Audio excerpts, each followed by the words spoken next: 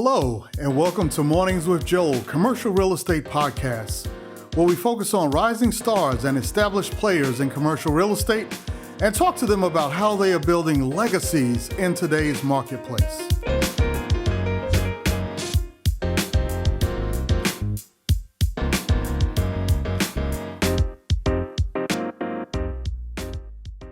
All right, we'd like to welcome everyone to this week's Mornings with Joel, CRE podcast. We're really excited to have Lynn Smith here, an old friend of mine that I've known for many, many years, and good to finally see her and catch up with her again and have her here on the show. So this is very exciting.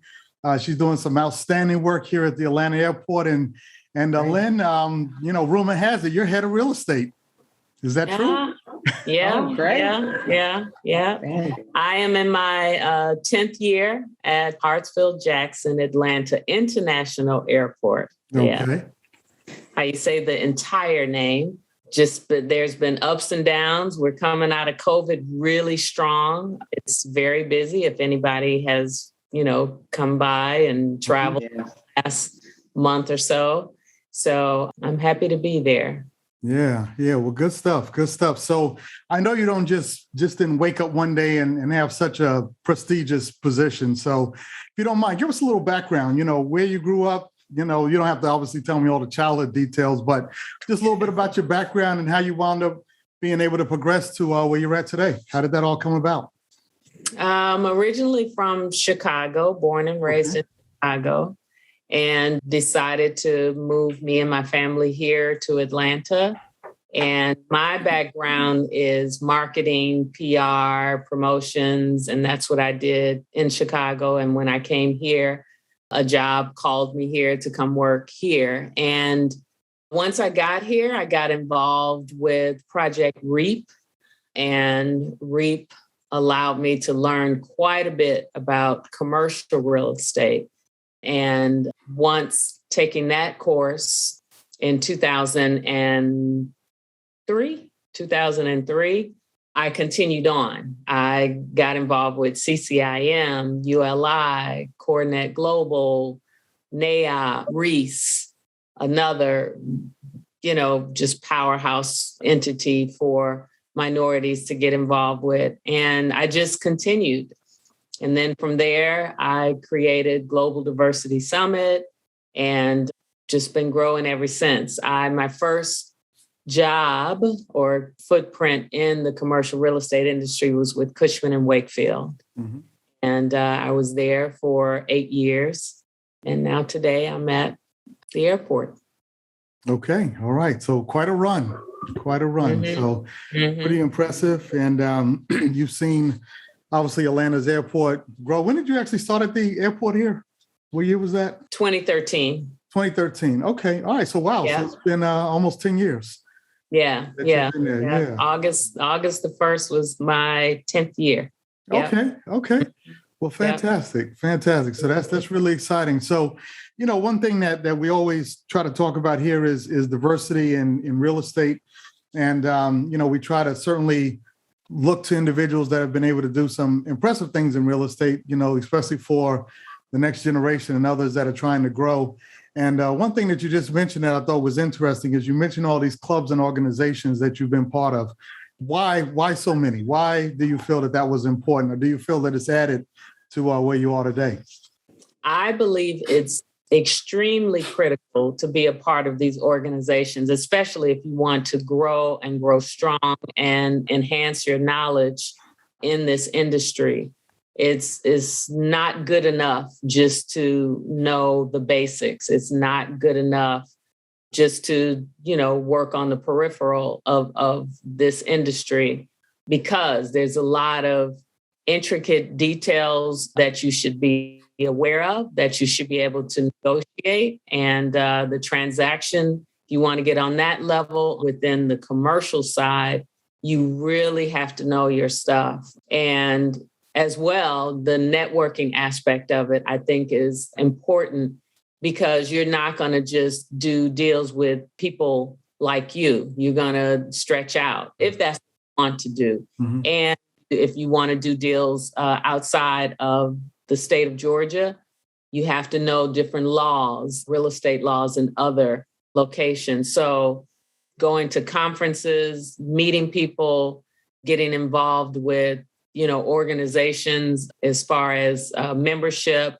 I'm involved with crew, just a number of things. And all of that helps you in your journey and helps you to, work with the bigger people to do deals. Mm-hmm. Yeah, you brought up actually two key points there. First of all, with minorities making up such a small percentage of the people in commercial real estate, you're going to be working with people of other races and diversities. There's no way around it. Yeah. You got to be visible and you got to be able to sit at the table with them and be able to negotiate with them because people will try you. Yeah. Especially when there's big money involved, from that Absolutely. Standpoint. Yeah. So they definitely will try there's a big difference with commercial real estate versus residential. Residential, you might get that one hit, your brokerage fee that one time, but commercial, you get your fee over the lifetime of the deal, depending on how you structure the deal. Right. So it's critical that you know what you're doing or talking about, or at least have somebody by your side that can help you through it. Yeah. And that's really interesting because it's really cheaper than a college education, if you will, but and more valuable because it's specific to what you're doing, as a career, as opposed to sitting in a classroom. You're actually there discussing the nitty-gritty and getting things done. So thanks for sharing that. So at the airport now, what exactly do you do? So, we use these fancy titles, but what does that mean on a day-to-day basis? Well, my primary role is director of real estate and development. And I do other stuff besides that, but primarily I work outside the fence on the land that the airport owns outside the fence. Mm-hmm. So I manage over 20,000 acres of vacant land. Wow. And I manage the current buildings that we have tenants in. I manage the hotels that we have, the fueling stations or gas stations that we have, office buildings, as well as the vacant land. My role is to maximize revenue as well as possible, is just to generate revenue and what is called non-aeronautical revenue because it's outside the fence. I also work with all the construction, different things that you see going on inside the fence, but that's not my main focus. I also work with the concessionaires that come in, but that's, kind of secondary as well. But in that area of down by the airport, I have to work with 5 different jurisdictions. So again, you have to know the laws and policies of, I work with City of College Park, Hapeville, with Clayton County, Fulton County. So a number of different entities, and you have to work on their level. They have various rights, different from me as with City of Atlanta. The City of Atlanta, by the way, if anybody didn't know, owns the airport. And you have to know who you're working with. And these are your stakeholders. It's important for them, for whatever you bring to the table because, they're trying to maximize their revenue via taxes. So when you bring a new development or a business, you have to be able to prove to them that it's for the, betterment of their community. And of course, they want to know if you're bringing jobs to the area. So again, it's very critical to work with your stakeholders and everybody to come together with whatever the vision is and make it happen. Yeah. Very, very interesting. I didn't know there was so much land that the airport actually owns. That's a lot of land, 20,000 acres. It is. And all of it is not around the airport. Back in the 70s, the airport purchased 10,000 acres in Dawsonville, Georgia. Oh, okay. They were considering a second airport.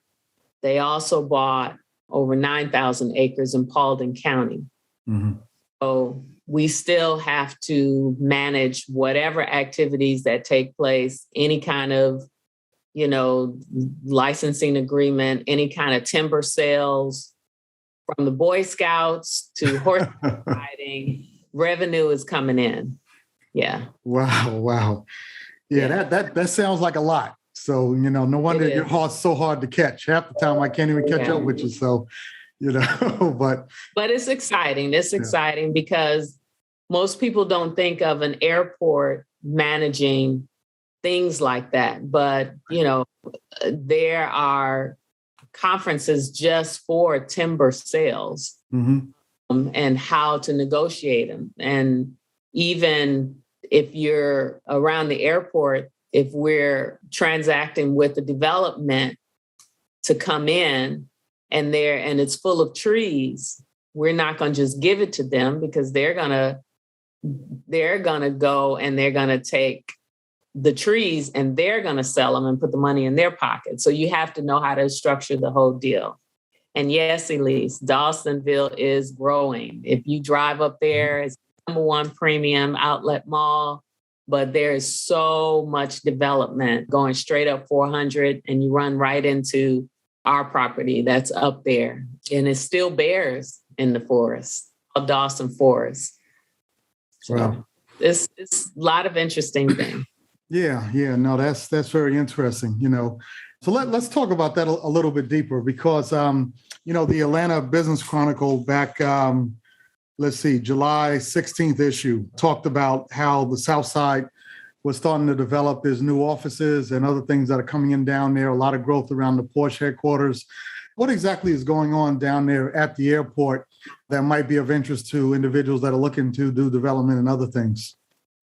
Well, the Aerotropolis organization is really key in bringing all the different entities together, all the economic development arms of each city, each county together, and, coming up with a cohesive vision of, building community, beautification, roadway development, even the Diamond Exchange off of 285 that leads you into the airport. And of course, many jobs. So we have at the airport a lot of cargo activity. A lot of jobs come with that.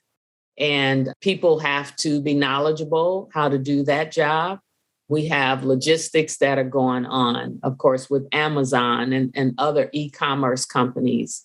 We have a lot of pharmaceutical activity going on. So we have the need to develop warehousing, industrial property types. We have to be aware of how to do that and how to negotiate with these companies, because we want them, but they will test you and they will see what's the lowest that they can pay for a long-term deal. But we want them to come to the table, and we want it to be beneficial for everybody involved, all the way from sustainability elements that would be incorporated, again, jobs, any kind of community training that they can offer. So there's incentives for them to come, but the entire deal needs to be structured properly. Yeah. That's interesting. We, as you know, it was actually because of you, we had your counterpart that was on here a few weeks ago, Elliot. And it was really eye-opening about all of the industrial demand that's going on down there by the airport. It's almost like if you had the opportunity to go to Alpharetta and develop 20 years ago, 30 years ago, you could have really rode that wave. And it seems like that's what's starting to happen on the South Side. You think that's a fair estimation?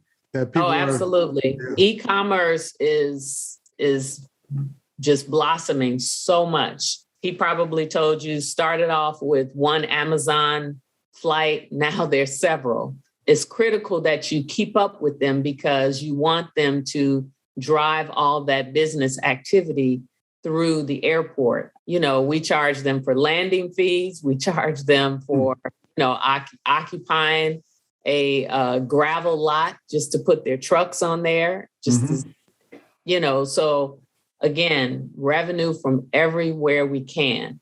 We aren't the highest in ground rent, but we will try our best to make sure that they're not, taking advantage. But so far, everybody has been cooperative and working together. And with Aerotropolis, and like I say, with all the different cities and counties, and it works out just fine. Gotcha. So let's talk about that. What exactly is Aerotropolis? We've heard a lot about it. At one point, it seemed like it was part of the College Park development, but College Park is now 6 West. So what exactly is Aerotropolis and how does it differ? So Aerotropolis is a term that came out of the University of North Carolina, I believe it is. And from the professor Lasarda there, he way back, long time ago, came up with the airport makes money inside the fence, inside the secured area, but most airports buy land outside of the fence. They call it noise land purchase because the homes and residential that's outside and around the airport, as the airport expands, people start complaining about noise because there's so much activity going on. And because the airport here is very, very busy, it's the busiest airport in the world, there's a lot of activity. There's a lot of flights. And so we have what we call noise contours. And so you can measure how much noise is impacting people that live in the area. So a way that we have gained some of the land that we owned is by purchasing residential homes or businesses from the surrounding area as the airport has expanded. And with all that growth, you have what they call an Aerotropolis or an airport city. Mm-hmm. And in the United States, we're kind of behind the times in developing airport cities, but overseas, they've really been champions at it. From Amsterdam has a really beautiful display of how an airport city, the model of an airport city. You can live near an airport, especially if you're a business traveler. You can go grocery shopping. You can have just everything like a small city. And so just like the word, Aerotropolis, that just means a airport city immediately around the airport, is key for business growth, is key for City of College Park. We are located in a big chunk of College Park. And so businesses have come. When you want to buy a Porsche car, you fly in, Porsche picks you up. You have all these small entities of amenities around you to take advantage of that. You don't have to go to Buckhead. You don't have to leave the airport area because it's all there. You have a BMW technical facility. Most people don't know that. And there are a lot of businesses where they rely upon the proximity of the airport to their business for their clients when they come in. So you put things in place that will make that whole relationship with all the various stakeholders, with all the various businesses, easy. So that's what we're attempting to do. So that's the orders going forward is, get some development going on out on this vacant land that will generate revenue and cement relationships. Gotcha. Well, that's interesting. So it's more so a catch term. Is there an actual master plan for Aerotropolis? Sure. Okay. Sure. I thought Absolutely. There was. Yeah. You can definitely find that. And each airport has its own way on how they want to do it, because each area, like here in Atlanta, pharmaceuticals are big, airplane parts are big. So anything that's produced here, you create an airport city that would support whatever those products or services. All right. And so every place, Denver is really putting their airport city together. Dallas has a tremendous airport city there. So different places, but outside the country, Korea, Amsterdam, Vancouver has a really nice one. Saudi Arabia, everybody is figuring out that it makes sense to be close to, just like some people want to live next to the highway so they can hop on the highway, get to where they're going and get back. Mm-hmm. Same thing here with the airport. Yeah. That's interesting. And you're right. I mean, I've certainly Denver was amazing because they built that airport like way out in the middle of nowhere. It was that was on purpose. Right, exactly. It was to build that airport city, because at first you're driving out there and you're like, where is this airport? Right. So it's kind of amazing, But even you mentioned Amsterdam too. They've done a tremendous job at that airport. And you could really go anywhere in the city just right from the airport and get right back there in a matter of minutes. So Right. And Amsterdam is beautiful because they have different train lines that come straight in and you can go shopping there. You can, when I flew in, I landed at 5 a.m. and when you get off the plane, as soon as you hit the building, you can smell fresh bread being cooked. Yep. So it's you can, live there and be satisfied. Yeah. It's pretty impressive what they've done there. They've done quite a job. So that's interesting. So if a person wanted to, there was a question that came in, I think, on the chat about where could a person find out more information about Aerotropolis? Is it on the city's website or College Park's? I don't think it's on College Park's website, but is it on the Atlanta Airport website, or how would they find out about it? Well, Aerotropolis, they have their own organization. It's called Atlanta Aerotropolis or Aerotropolis Atlanta. And they have their own website, and they go into detail on the different cities and the county, Clayton County, that they work with. And it shows what they have planned, what's going on as far as the roadways, as far as everything. So they go beyond the airport, because typically an airport city is about from 3 to 5 miles perimeter around the airport. Mm-hmm. Aerotropolis could be upwards of 10, 15 miles around the airport. So, as long as it could be the last mile towards industrial activity or e-commerce activity or any kind of development that enhances the tax base or the business base of whatever that city is, that's what the Aerotropolis encompasses. Gotcha. So when we talk about demand, because obviously the demand is growing, you mentioned e-commerce, that leads toward industrial. What about these other asset classes, hospitality, even retail, which you wouldn't think of near the airport? But I noticed that, especially in Atlanta, if you want like a good restaurant or something else, you got to either get inside the airport or you got to drive far away from the airport. So how do you think all that's going to change over the next few years? Not to offend anybody's restaurant that might be in the area on the call. Yeah. So the vision for the area down there, of course, is beautification all the way around as much as possible. Mm-hmm. Hapeville, example, city of Hapeville. We have 8 acres there that we're going to be sending out an RFP on for development. And that's pegged to be retail / similar to a Ponce City market. However, the developer can come in with whatever idea that they have and, based on if zoning is in place or whatever. Ironically, city of Hapeville is about a little bit over 2 miles, 2 square miles. It has no grocery store at all. No grocery. I didn't know that. Wow. And the people that live there, they go out to the next neighboring city. Mm-hmm. So bringing something like that inside of city of Hapeville walls, is great for them. There's a lot of area in Clayton County that we're working with them on developing different types of property types. And then city of College Park as well. There's retail opportunity. There's business park opportunity.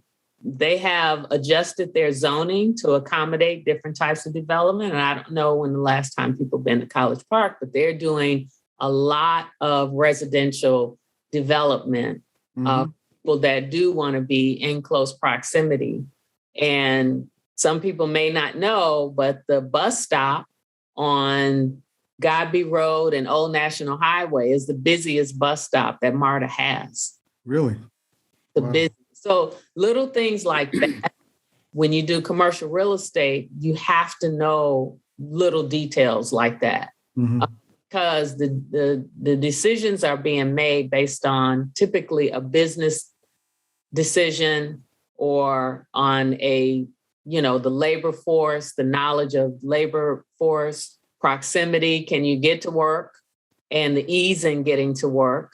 So it's a lot of great opportunities out there. And as more and more RFPs go out, people and developers will respond and the area will slowly develop and get better. And kind of fill in. Yeah. Well, no, that's quite interesting there. So we got started a little late. I'm going to start opening it up to a few questions here, and then we'll ask a couple of other things that I wanted to cover with you. Where can business owners find those opportunities and the RFP to do business with the airport, the Aerotropolis website? So that was from LaToya. What would you say to that, Lynn? How do they? So it's two different things. So Aerotropolis has their own RFP activity. Each city has their own. Each county has their own. So the city of Atlanta that owns the airport, all their RFPs go through procurement, the City of Atlanta's procurement website. And if you go to atlantaga.gov, you can go to doing business with the city and you'll see all the current bids that are going on. If you all see all the construction activity, people who own construction companies, own lighting companies, janitorial services, every element of that construction project is critical. And we always put out the RFP, and usually about 2 to 3 weeks after that, we do a pre-bid conference. And in that pre-bid conference, you're welcome to join either online nowadays or come in person. And we talk about the details of that particular RFP. And Atlanta is number one in minority contracts that are given across the United States, number one. And we, depending on the deal, they determine a specific percentage of, you have your prime developer or your prime construction company, and they have to have a certain percentage, small business involvement, woman-owned business, or minority involvement, depending on the type of project it is. So we have that on our website where you can see everything that's coming or going on. Okay. All right. That sounds good. If there's any other questions, feel free to raise your hands or post those in the chat. We'll make sure that we get to you. One thing I've heard, and it's been talked about a long time, is that the airport was the number one revenue generator for the city of Atlanta. Is that still the case? Oh, absolutely. Yeah. Absolutely. It's the number one department that's generating aeronautical and non-aeronautical revenue. The airport, though, is its own enterprise. So according by law, the monies that are generated typically stay within the airport. It is a part of the city of Atlanta, but that's the way that it works. Gotcha. Well, that just shows how valuable your position is if it's producing the majority of the money for the city. That's huge. Let me ask this also about the RFPs. Well, we actually covered that. I did have a kind of a side question. There was something that was batted around for a long time about a 6th runway. Is there any talk of that actually coming about, or is that a big secret, or what's the deal with that? So our planning and development department work on that, and they have not officially announced a date because the way that it works with the FAA, in order to have a runway, you have to have a certain level of flights, or what they call movements, aircraft movements per day. Of course, we were up there, we were climbing with our passenger activity. Our cargo activity or cargo movements are not as busy as our passenger. But then when COVID hit, we dropped back down. So it's a certain metric that we have to reach in order to be, I guess, granted by the FAA for the 6th runway. We have the area available already for wherever we decide to place the 6th runway. And I guess it'll be big news when it happens. Yeah. But don't hold your breath. We got at least a while, a long time. Yeah. Like a second bypass around Atlanta. That's been talked about forever too. So. Exactly. Yeah. I get it. You know what? It was interesting though is do any other airports actually have more than 5 runways? I've never seen 5 active runways at any airport, or maybe I just didn't notice it.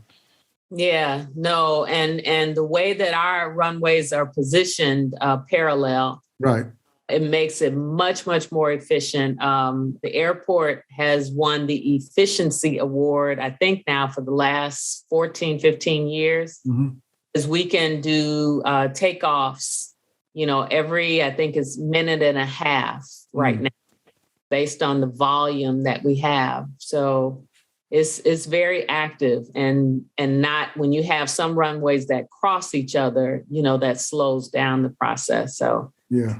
That's our operations department that keeps it, moving and doing the right thing. Yeah. No, it's a very impressive airport when you look at it and what they've been able to do. Uriah, you had a question here.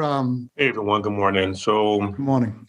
Thank you very much for taking time to connect with us this morning. But I remember back in 2019 or so when the Republican-led Georgia Senate, I think they voted a bill or a measure in place to take over the Hartsfield-Jackson Airport so that it is no longer ran by the city of Atlanta, but to be a state-ran airport.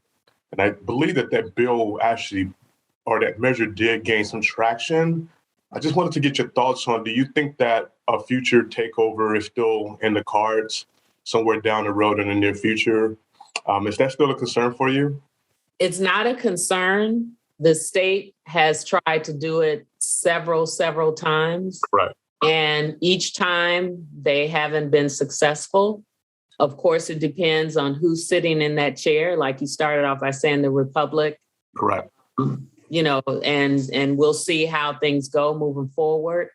But the thing is, a lot of people, like I had mentioned, don't understand about the airport. The airport is an enterprise. And, I'm almost likened to a nonprofit entity where the money is circulated within. It's not that exactly, but that kind of gives you a sense of how it is. And so the only other different types of airport structures are airport authorities. And those have run more like a corporate structure or with a board and things like that. So the city of Atlanta, does not benefit, I don't think, the way that financially that people think it is, because it's an enterprise.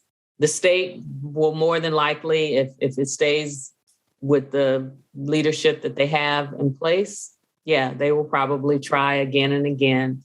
But we run a really tight ship at the airport. And, if you can imagine, for the most part, about 200,000 people are going through that airport every day, as well as dogs and cats and birds and everything. And then all the airplanes that are moving, it's about 2,500 per day. So it's a humongous operation, and you need some really qualified people to keep that moving. And so far, we've been doing a very good job, not 100% or 110% perfect, but probably 99.9. So I'm proud of it. I'm absolutely proud of it. Awesome. Thank you. All right. Sounds good. LaToya, you had an additional question here. Did you want to state that for us? I was just curious as to team, Lynn, if you have a team actually of specialists who structure and review the bids, or is it just you, or how does that work for the RFP opportunities? So all the RFPs, when they're issued through procurement and the procurement office.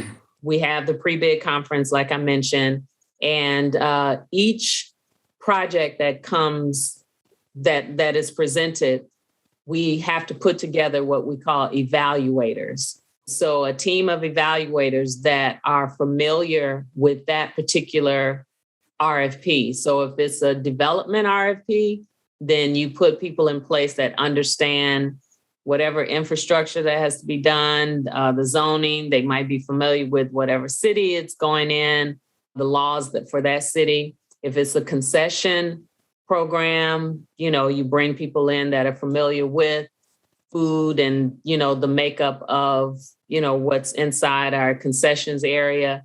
And all of that is evaluated from this handful of people that are selected to take a look at all the bids that come in. And the bids many times will fail because people don't pay attention to what's required to be sent in. And it's clearly laid out, all the different forms. People forget to fill out forms. They forget to provide particular information in the format that it should be.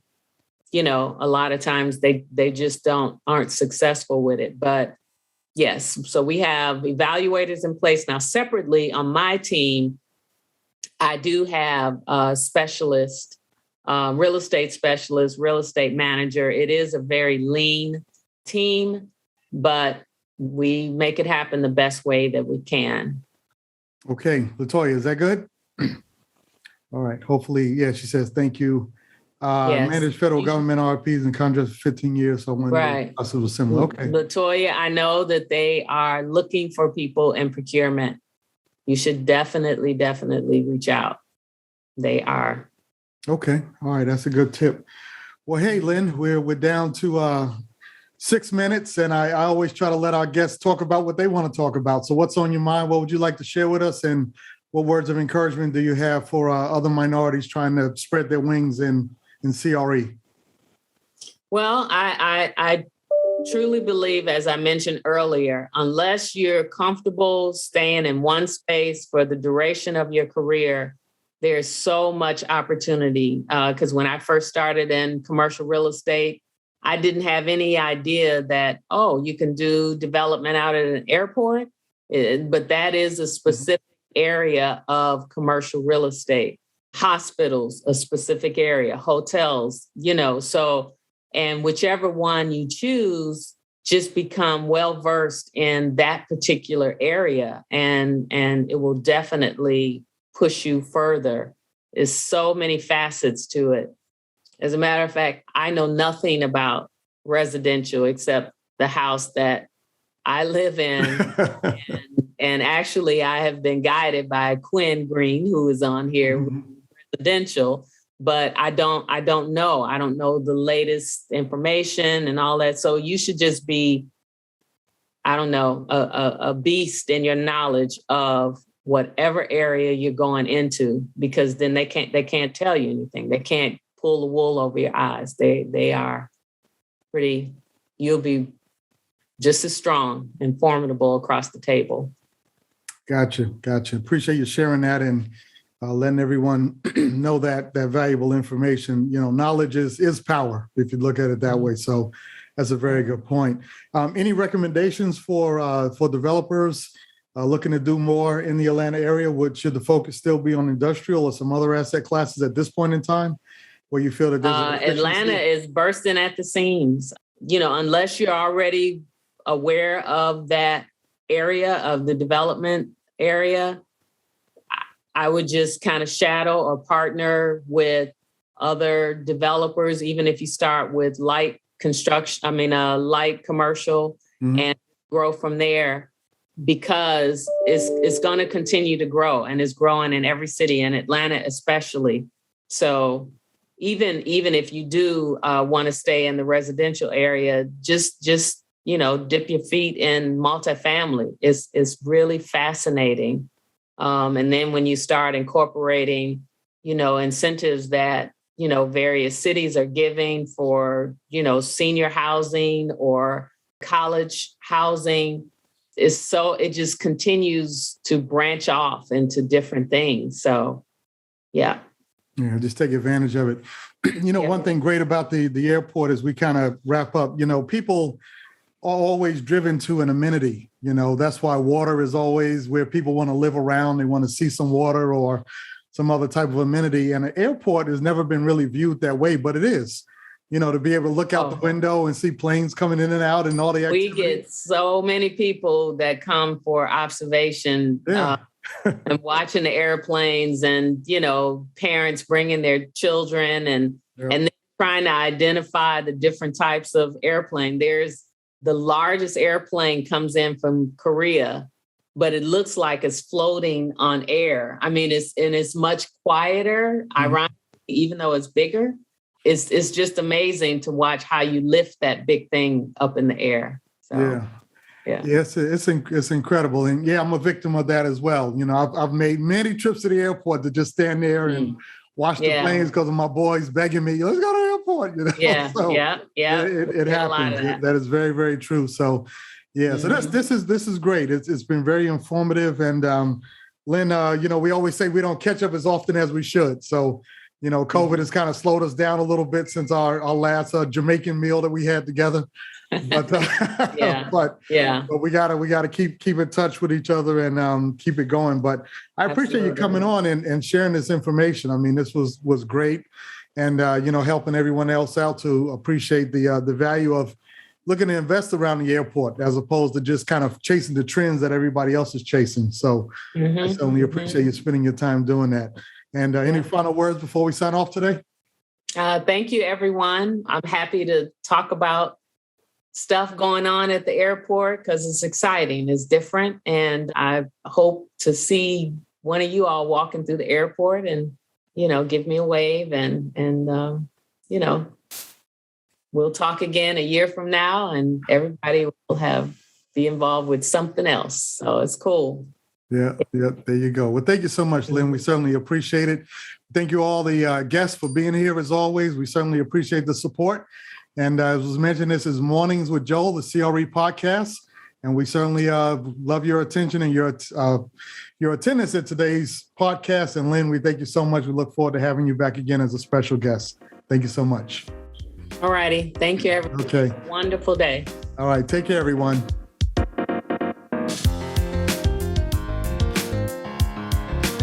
You've been listening to Mornings with Joel, commercial real estate podcast, where we focus on rising stars and established players in commercial real estate and talk to them about how they are building legacies in today's marketplace. Please check back weekly to hear our upcoming guests.